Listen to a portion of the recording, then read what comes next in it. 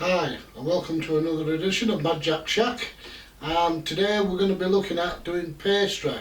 We're going to be looking at doing short crust pastry because that's the one that tends to be more popular and more widely used, and it's easier to make. But for those of you that do want to make pastry, what I suggest you do is you go out and you get yourself one of these. In fact, you don't even have to go out, you can go online. This is the B-Row book of pastry, or better known as the B-Row Bible. There's all sorts of recipes in there that's dead simple, easy to make, and every time I've used it I've always had good results. So let's move on then into the Mad Jack Production Shack studio, or better known as my kitchen, and we're going to have a go now at making this short crust pastry.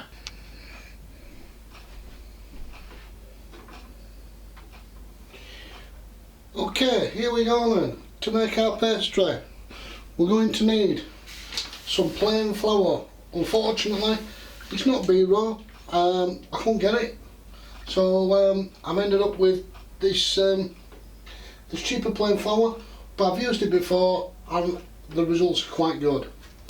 I've got myself some margarine, some lard. If you don't want to use lard, then what you can actually use is vegetable shortening. For those of you that don't know what vegetable shortening looks like, it comes in a block like that. It's in the same sort of area and it does actually say vegetable shortening. So you're not having to use lard. And then you're going to need a bit of salt. So to make it, we need to weigh it all out. And it's a nice easy mixture insofar as that you have, for example, 8 ounces of flour, 4 ounces of fat, which is 2 clover, or should I say 2 margarine, and 2 lard or vegetable shortening. So you're going to need yourself a set of scales. These are what I've had forever old, and I'm going to be working in ounces quite simply because the scales are a little bit bigger and my eyes are just getting a little bit tired these days. So we need to put our scales on, and for those of you that's not familiar with using scales, you'll find that my scales are actually out. And you'll see, so all I'm going to do is press it down. It's got there, and then there's a little dial here, and what I can do is just centre it up to 0. There. And now I'm going to make a pound, or that's just short of a kilo, sorry, half a kilo, and I'm going to pour that in until I get 8 ounces, which is half a pound. There we go, 8 ounces of flour. I'm going to keep that flour because I'm going to need it for when we're rolling out. Then I need to add into my mixture 2 ounces of margarine.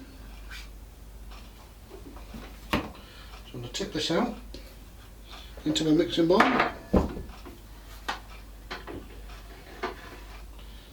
Give myself a clean knife because I've just dropped that one.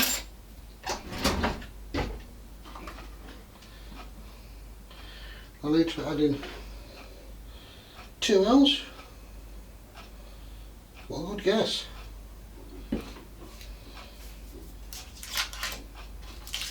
And then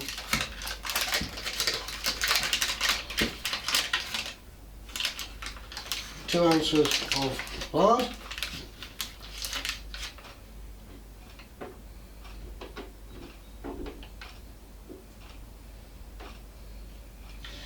Just right. Put them into my bowl. Finish with the scales. Then we need to add a little bit of salt, and that literally just a pinch. There we go. And now finish with those. Just need to clean my workspace a little bit, so I'll just pause this. And now what I'm going to do is I'm going to start breaking up the lard and the margarine between my fingers. This is a bit that some people don't like. And we're going to start rubbing it together. And the end result will make it look like breadcrumbs. And all we're doing is rubbing the flour and the fats together until it's all nicely mixed.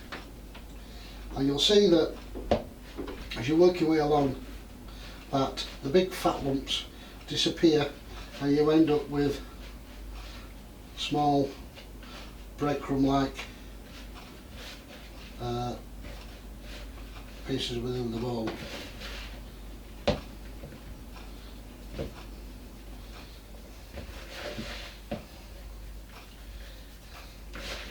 And I know many people think to themselves, well, how much pastry do I need to make?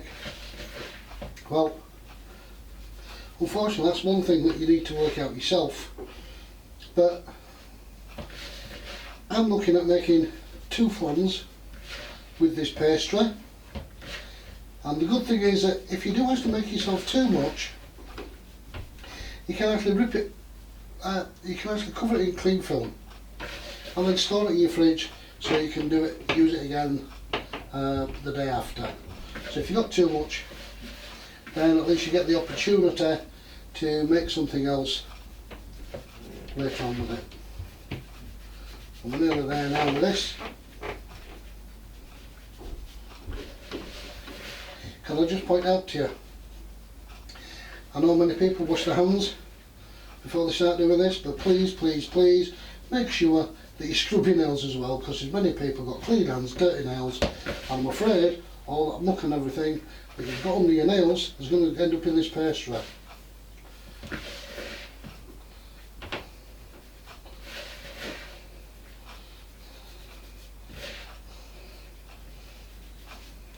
By rubbing it together like this as well, it also aerates the flour.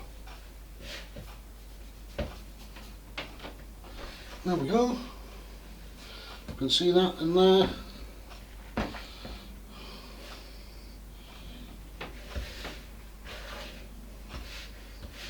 And then what we need to do, we need to add water to this to bind it all together.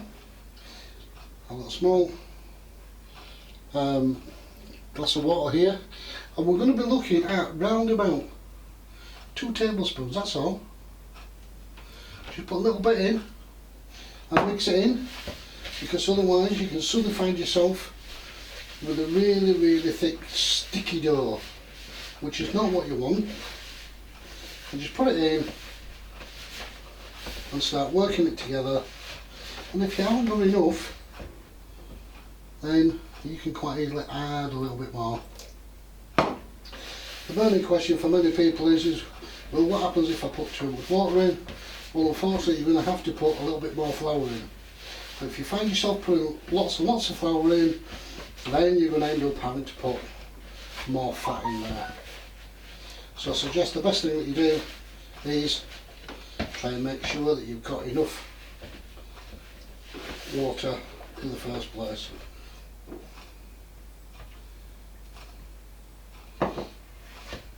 There we go, look.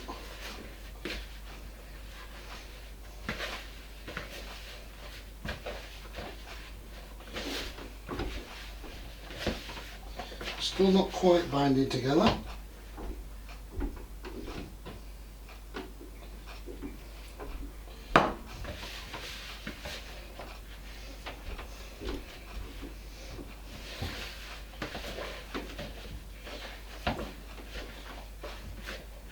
You'll know if you've got it somewhere near, because you'll find that the sides of the bowl are clear, that all the pastry is sticking together. You've got almost a clean bowl, and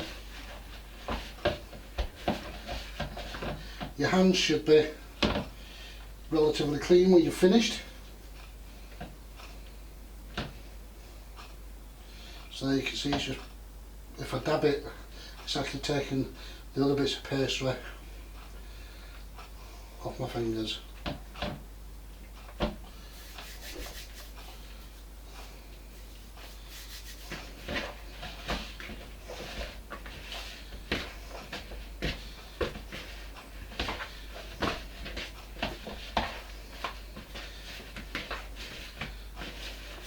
And there we go. That's just pastry made.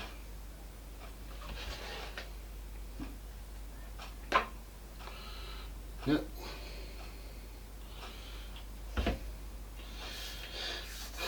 So now it's ready to use.